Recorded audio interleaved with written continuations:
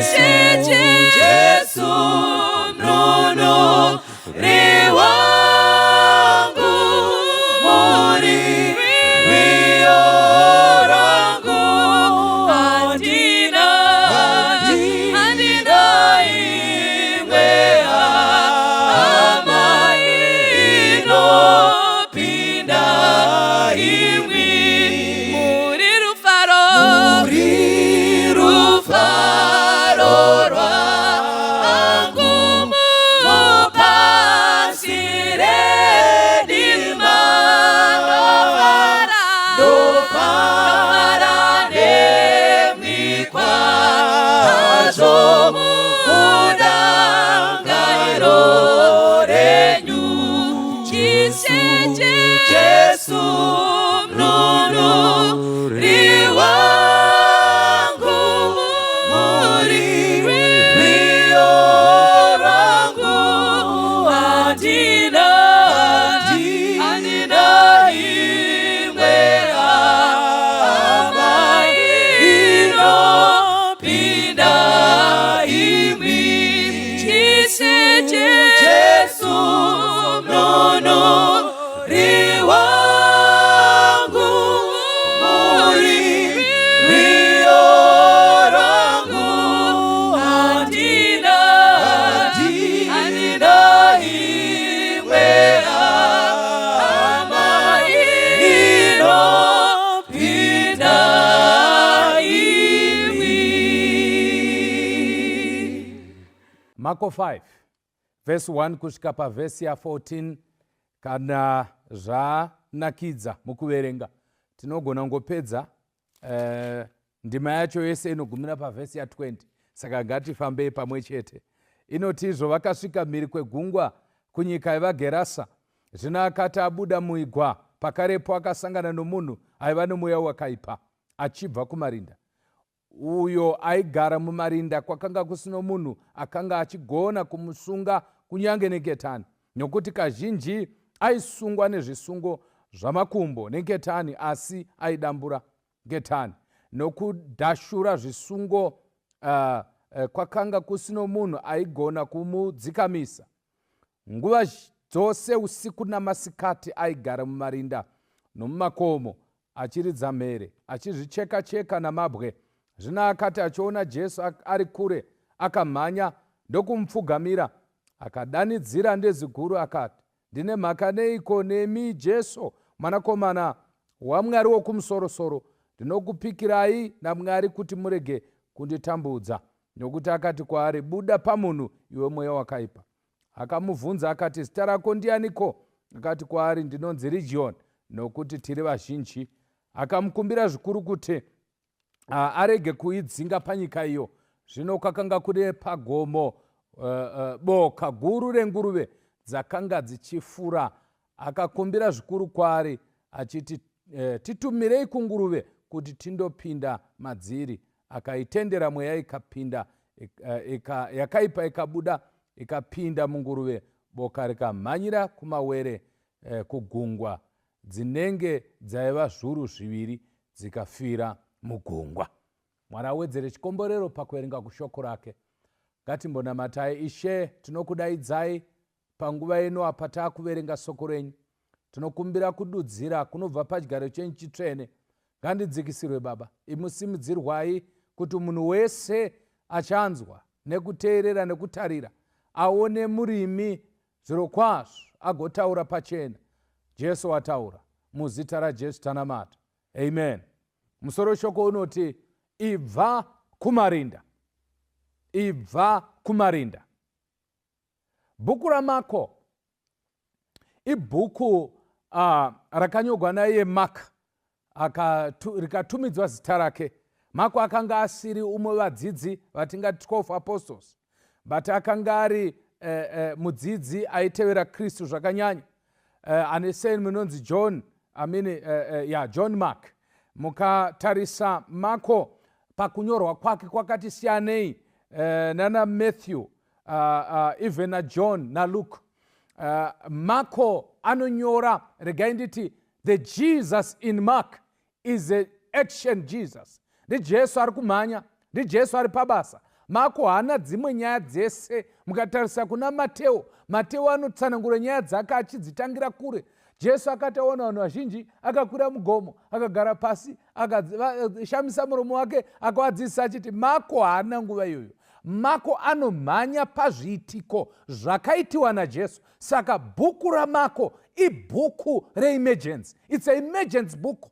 Ibhuku rinotaura kuti hapana nguva, handina nguva yekutamba nayo. Handisi kuti kumwe kwese kwakaipa, but ndokukora kwakaita the synoptic gospels. Umwe neumwe akapiwa nepake, vanhu vakasiyana, ende zvakaitigwa kuti zvishandirane pamwe chete. Asi bhuku raMateo, regai nditi Jesu ari muna Mateo is a rabbi, is a teacher, ndi mudzidzisi, saka muchaona kuti rakati kurei isyllabus. But mukazoenda kuna Jesu ari kuna Luku, Jesu ari kuna Luku is a human Jesus. The humanity of Christ ndoinoemphasizwa naLuku. Muna Luku uchaona kuti Jesu ari kunyanya kutsikidzira nyaya yekubatsira vanhu vanotambudzika, achisimudzira vanhu vakanga vakatasigwa pasi, zvosanganisira madzimai. Saka pari kuburitswa the humanity of Christ in the book of Luke. But in the book of John, we see the divinity of Christ. This is why mukaverenga John haambotauri kuti kwakuna Mary akabereka Jesu. Anotaura kuti pakutanga soko rakanga ririko, soko rakanga riri kuna Mwari, rikave rakagara pakati pedu. Saka mukati mebhuku raJohn tinoona Jesus as God. Saka mukasanganisa nyaya dzese idzi dziri inyaya dzinokosha. Jesu anotanga achidzidzisa, Jesu anomhanya ari pabasa, Jesu munhu sesu, but Jesu mwanakomana waMwari ndiMwari. These are the gospels. Ndo nyaya dziri mukati memabhuku matatu aya. Vara hombe ronyari rinomhanya zvakanyanya mubhuku raMako ndi immediately pakarepo. This is why richinzi ibhuku reaction. You see, pandanchiriverenga ndakadzidza kuti basa raMwari haridi kuzengurira, basa raMwari haridi kungoteta zvoda kuti ukasike, nokuti nguva haisi kubirira munhu. Iye zvino kutaura kwatiri kuita Jesu ave pamukova, ari pamusiwo, panoda kuti timhanye tifemuruka, tiri kumasure, we are behind time, because hwamande yakuda kurira. Saka this is the message of Mark. The message of Mark is we must be quick kutaura pamusoro paJesu uyu ari kuuya nekukasika. You see now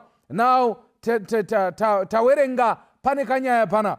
It's a story of a man akabatsigwa naJesu. Actually the context yandingati munda wenyaya yemuna Mark chapter 5 ndeyekuti Jesus has authority even over demons. Jesu ane simba kunyange pamusoro pemweya yakaipa. Muri kurangana kuti nezuro vakanga vachinetswa nedutu richida kuvanyudza. Inyaya takambokurukura even panapa mukaigugula munoiwana. Nyaya yekuti vakati regai tiyambuke tiinde mhiri. And then the Bible says vachiyambuka kuinda mhiri vakanetsiwa, nyanza ichida kuvamedza, until Jesus akasimuka akati peace be still, ndobva kwanyarara. But shokoroti vachingosvika mhiri, muri kuibatera nomwari, vachingosvika mhiri immediately ndobva vasangana nemunhu akanga ane mweya itsvina. Saka ndaiti paya mhepo iyi yakanga ichivhuvhuta, pane kanhu kakari kuseri kwemhepo kaita kuti vasayambuke. Kunyange Jesu akanga vavimbisa toda kuyambuka, zvoburitsa pachena kuti kunyange vakaramba, kunyange zvikaramba kuyambuka tinoyambuka chete. Kunyange zvikaoma sei mukati meupenyu muchinamato chako, ziva kuti kana tina Jesu tinoyambuka. Vakayambuka wani, but vayambuka havana kurelaxa. Ndiri kuona sekuti this is why Satan aida kukonesa kuyambuka kwevadzidzi naJesu, because aiziva kuti mhiri kune munhu anofanira kubatsigwa. And if you check the context, muchaona kuti Jesu akati ayambuka aenda mhiri, hapana imwe assignment, wakomana apa ndoshamisika napo, hapana imwe assignment yakanga afambira kunze kwekunosunungura mukomana. Vachingopedza ndobva vayambuka futi, ndopo akazonobatsira mudzimai akanga achibuda ropa nemwana weyayo waJairus. Saka mubva maona kuti Jesu misheni yake yekuti ayambuke nevadzidzi vainde kumhiri kwavagarase vakanga vachida kunotuma mukomanayo kuti aite basa. So you see kuti Mwari anokoshesa even munhu mumwe chete. Let me talk to someone. Even channel ino yeMandara, kana makaitarisa mungafunga imi kuti ndeye vanhu vese, and yet sometimes ndiwe wakaitigwa channel inoi. Rega nditi mharidzo inodaro yaitigwa iwe, kana pakashaya maviews akawanda, pakangoita view 1 chete yako iwe ndiwo wavingwa nemharidzo. Rega nditaure newe, usafoshora mharidzo inoi. Ndo mharidzo yako. Ndiani anoziva kuti maybe this is your last sermon, hauchazonzi iwe mharidzo futi. Jesu atofambira iwe, ari kuvinga iwe kumaraini kwako, ayambuka nyanza achivinga iwe. Vanga vatoda kunyura but vayambutsiwa. Rega nditaure newe, pane zvinhu zvakawanda zvagona kuva zvakaitika mukati mevhiki tisati tasvika pamharidzo inoi. Maybe program ingadai yakakona but nekuda kwako mharidzo yaitwa pazuva ranhasi. Praise be to God. Ndiwo vavingwa. Kana Jesu apedza newe uchaona rusando kuchinopera. You see now, pandakaitarisa ndakati Mwari makanaka. Zuva rimwe nerimwe ramakasika panyika, ngandione kuti zuva iri nderangu, ndindofanwa kuti ndiponeswe. Usafunga umwe munhu, zvifunge pakuponeseka. The Bible says murume uyu akanga ane dambudziko. Mabva maona kuti mweya itsvina yakanga ine simba ichimuita overpower. Why? Because yaitaridza kuti akanga asisiri human, akanga ave wild, kuita semhuka. Akanga ane yatingati simba rinotyisa, anga ane simba rinotyisa, and then anga ane superstition inotyisa. Uye murume uyu anga ane behavior isingacontroleki. Ndoda kuti mucheke tunutu kuti mwenguva mogona kudaro muchingoti henyu aiwa kugwara, but imwe nguva ari Satani. Hapasi pese patinogona kudzinga dhimoni kuti mweya itsvina, but pane pamwe patiri kuti sumunhu uyu is insane, anopenga, anorwara, ane simba rakawandisa, and yet pane chiri kuseri. As I speak right now, kuna vanhu vakawanda vari kutambudzika nokuda kwemadrugs, vakutopenga, mental health crisis iri munyika even pazuva ranhasi. I don't know how many times I receive messages dzevanhu vada munamato nokuda kwokupenga kwevana. Majaya ari kupenga, mhandara dziri kupenga, varume vari kupenga nokuda kwemadrugs, which shows that Satan anogona kubata even zvinodhaka, achidhakisa vana vedu. Iye haadhakwa. Hapana musi wakambonzi Satan nhasi asi kushanda akadhakwa, asi anodhakisa vanhu. But varipo vamwe vasina kana zvavamwa, asi vanobatiwa nemweya itsvina, vachitadza kugara mudzimba, kumwe kusagara kumba mweya yakaipa. Munhu asingadi kugara mumba mavo. Muri kuona panapa kuti munhu asingadi kudzikama, haudi kudzikama, unodambura zvese zvaunoda kusungwa nazvo. Vanhu vanoda kukudzikamisa but haudzikamiba. Unotoona kuti munhu chokwadi, kutaura chokwadi, haasi ega ba, haasi ega. Because kunyange mukadini, kunyange mukataura sei, anombochema, ndasiya vadzimai, ndasiya, but unodzokerako. Ndokudambura maketani, but achitadza kudzikama. Zvoburitsa pachena kuti rimwe simba raunoita kana wakuita zvivi zvotaridza kuti pane katurike, pane chiri kuseri chinoda kuti chidzingwe. Rusando guru ndokuti Mwari atibatsire tibve kumarinda. The Bible says murume uyu akati achingoona Jesu, haleluya, akamhanya kuna Jesu. Hamusi kuonawo here kuti paita nyaya panapa? Nguva zhinji vanhu vaiti kana vachipfuura neikoko vaitya, nokuti vaitya kukwadzwa nemurume uyu. But murume uyu paakangoona Jesu, Jesu haana kana shoko raakataura.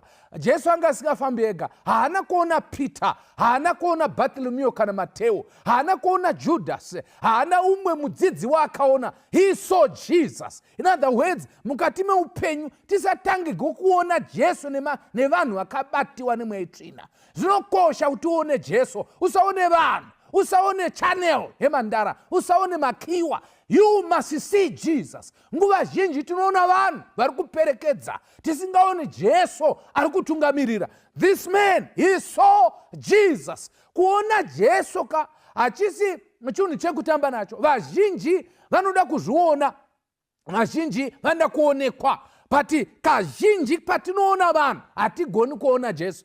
This man akaona Jesu, and then what did he do? He ran, akamhanya achienda kwaari. maybe vadzidzi vakabva vatanga kutya kuti wakomana nhasi tokuvara.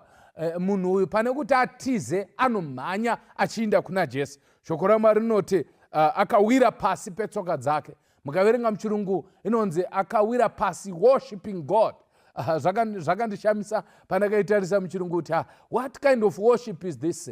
Ari kushumira Mwari here nemwoyo wose? Ari kushumira Mwari nefaith here? Ari kushumira Mwari nekutya here kana kuti ari kuda Mwari wacho? Ndadzidza panapa kuti variko vanogona kushumira Mwari nevanogona kumhanya kuna Mwari, vanogona kuinda kuzvinhu zvaMwari, kwete kuti vari kuda Mwari wacho, but vari kuda kuzvidzivirira kuti vasakanganiswe pazvinhu zvavo.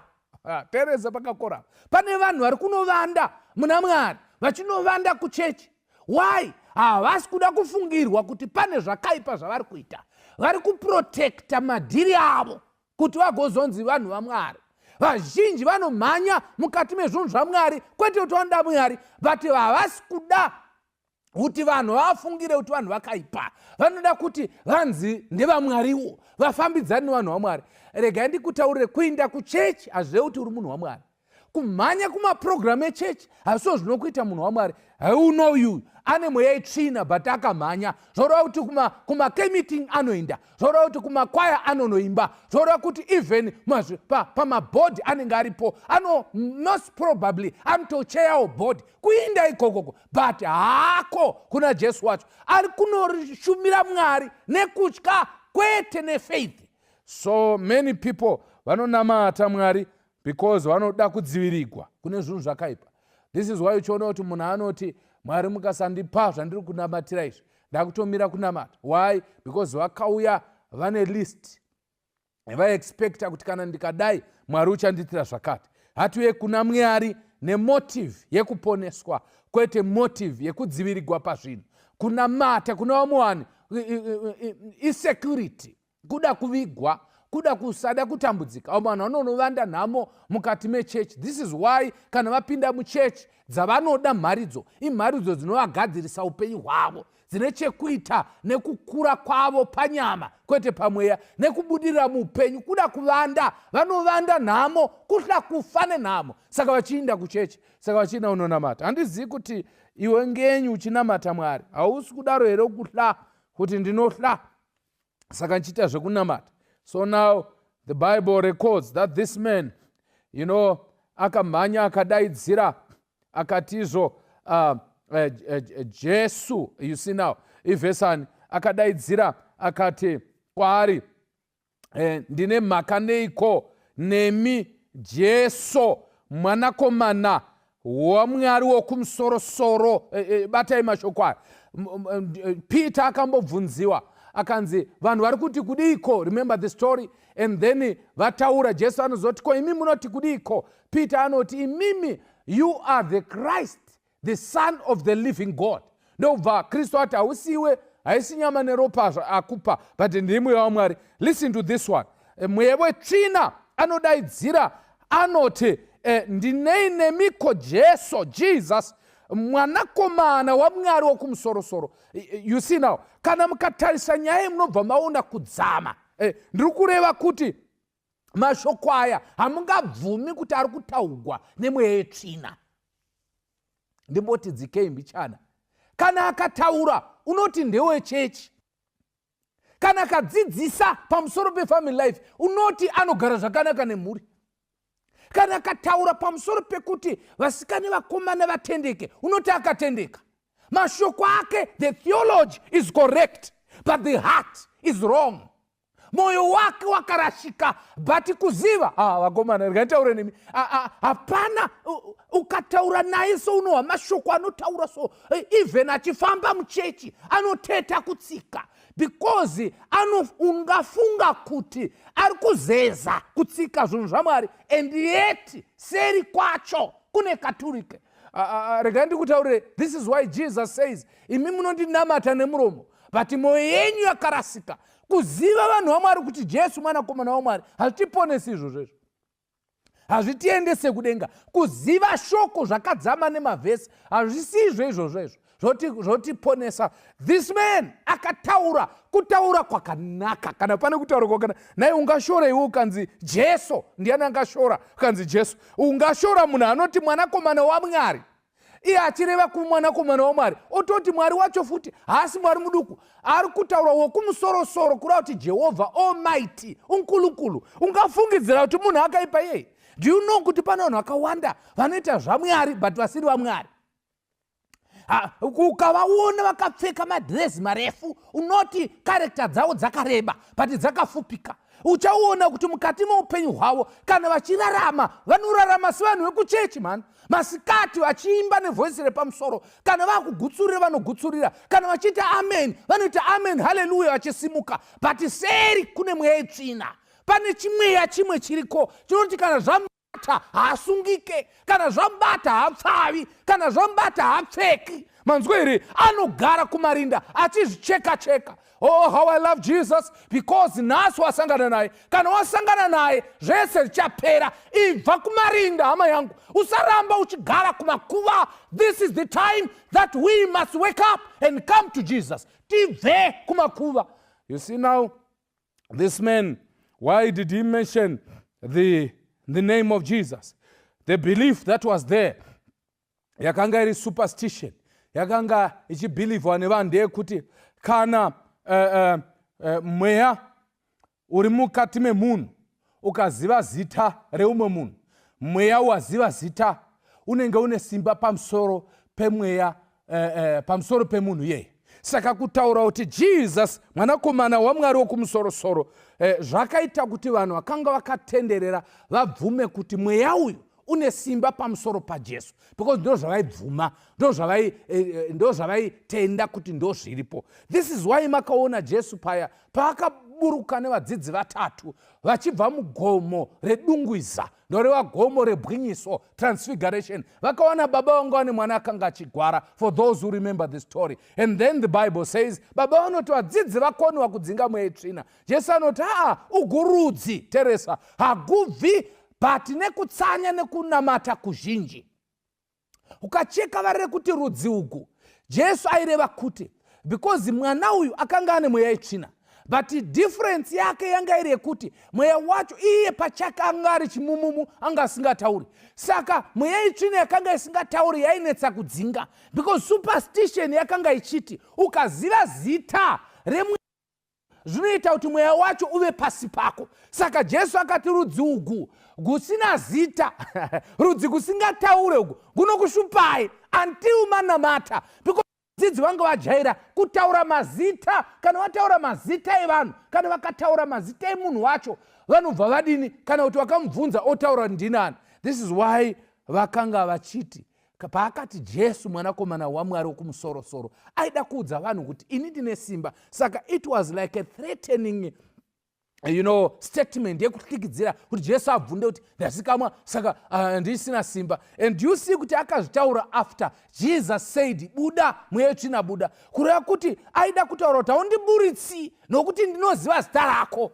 Kuziva Jesu vanhu vaMwari nezita rake hazvingangorevi kuti Jesu ane simba. Imwe nguva unomuzivira kuti vanhu vangoziva kuti unomuziva and yet haumuzive. We need to know Jesus by experience, nekufamba naye nekugara naye.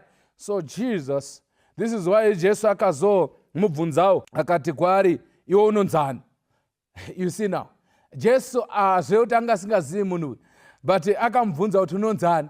Why? Aida kuneutralize pfungwa dzevanhu dzekufunga kuti kuziva zita ndokunoita kuti mweya yetsvina ibude. Jesu atoudza kuti whether unoziva zita kana kuti hauzive, mweya yetsvina inofanira kungobudiswa chete nesimba raMwari. Saka tinoona imwe tsoro panapa yekuti hauentertain mweya yetsvina nekubvunzana nayo, unoda kuziva. Vanhu vakawanda vanoda kuziva zvoitika mukati meupenyu hwavo. Saka muchiona kuti vanhu pakangoitika chaitika vanoda kufamba da kunobvunza. Nyaya yekuda kuziva yakanetsa even Adam naEvha. Vanga vanzi vagare vachidya zvakanaka pasina problem. Ndobva paiswa muti wokuziva zvakanaka nezvakaipa. Nyaya yekuda kuziva ine problem. Uda kuzivurura kuti zvafamba sei zvakafamba sei. Sei muchato wazokona, sei ndarambwa, uda kuziva kunonetsa. Zviri nani kugara usingazive especially zvakaipa izvo. Usere kuda kuzviziva. Mukuzviziva ndo mukupinda dambudziko. Vanhu vakawanda vada kuudziwa kuti mwana wavo akaurawa nei. Zvigomubatsirei.